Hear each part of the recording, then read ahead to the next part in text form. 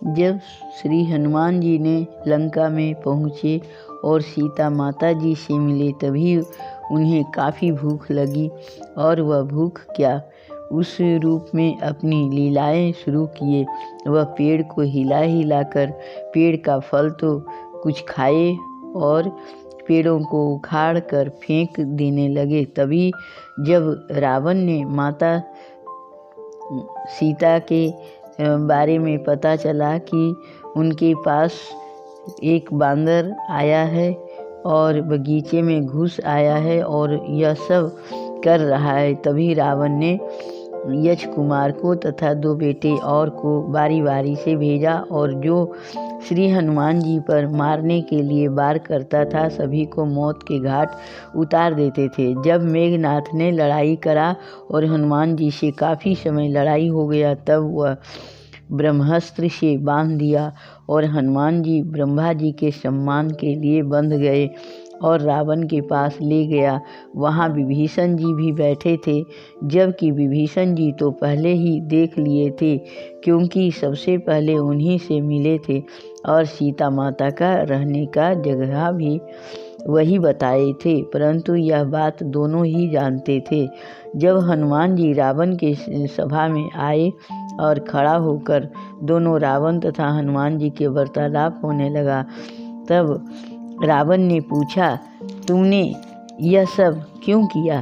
तब हनुमान जी बोले कि हमें भूख लगी थी, 7 समुंदर पार से आया था, रात के कारण फल तोड़ना मना था, इस कारण मैंने फलों के वृक्ष को जगाने के लिए हिलाए, उसमें टूट गया।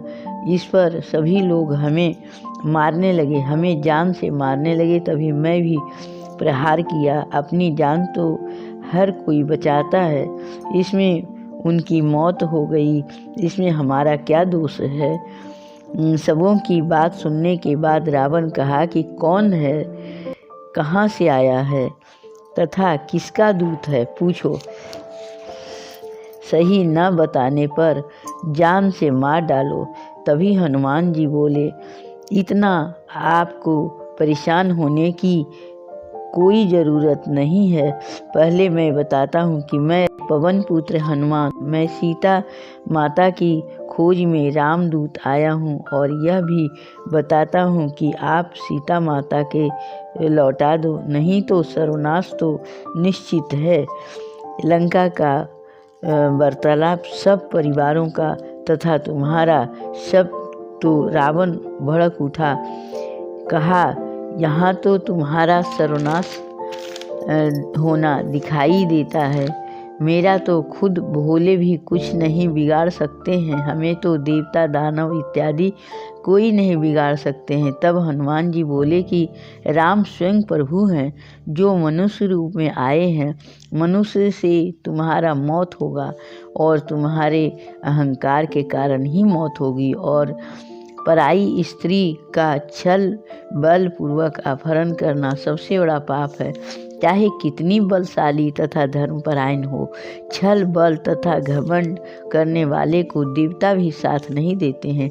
जब रावण ने बोला कि हमारे बल का अंदाज़ा तुम्हें नहीं है, तब हनुमान जी बोले कि है पता हमें।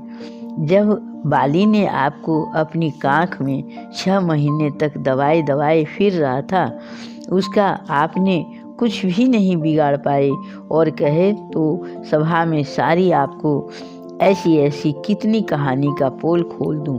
चाहूँ तो मैं तुम्हें खुद मार दे सकता हूँ, लेकिन हमारे प्रभु श्री राम जी ही तुम्हें मार देंगे, उन्हीं के लिए छोड़ रखा हूँ। तब रावण ने जान से मारने का आदेश दिया। तभी विभीषण जी बोले कि दूत तो मारना धर्म नहीं है, यह तो प्रभु के आदेश निभा रहा है। आपके मालिक जो श्री राम हैं, इसे मार डालो। इस पर सभी ने अपनी नीति बताई। तब रावण इस पर पूंछ में आग लगाने को कह दिया और ऐसा ही लोगों ने कर दिया।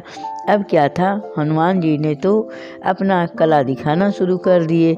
लंका जलाने का काम शुरू कर दिए। उसके बाद हनुमान जी ने फिर माता सीता जी के पास दर्शन करने गए और निशानी लेकर फिर राम प्रभु जी के पास आकर दिए, जिससे प्रभु राम जी ने निशानी चूड़ामणि को पाकर बहुत खुश हुए। हनुमान जी ने रावण से बोले थे कि जिस देश का राजा लोभी, पापी तथा घमंडी होता है उस देश का कभी विकास नहीं हो सकता तथा उस देश का नाम पापी नगर कहलाता है। और तुम पराई स्त्री का अपहरण किए हो, इसलिए तुम स्वयं पापी हो। नगरवासी को तुम धर्म का क्या शिक्षा दे सकते हो? तुम्हारे पास धर्म का रास्ता क्या बचा है, बताओ।